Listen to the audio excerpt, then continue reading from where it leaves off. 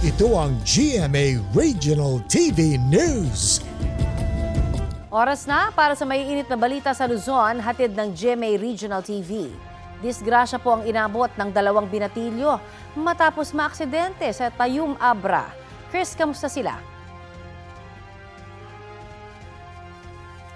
Connie, nasawi ang magkaibigan ng sumalpok ang sinasakyan nilang motorsiklo sa isang konkretong pader. Batay sa investigasyon ng pulisya, pauwi na sana ang 2 lalaki nang may tumawid na dalagita sa kalsada sa barangay Gadani.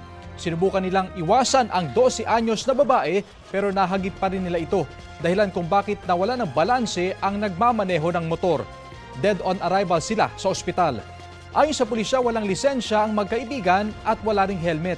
Ligtas naman ang dalagita na nagtamo ng galos. Walang pahayag ang kaanak ng babae habang hindi pa nagbibigay ng pahayag ang kaanak ng 2 binatilyo.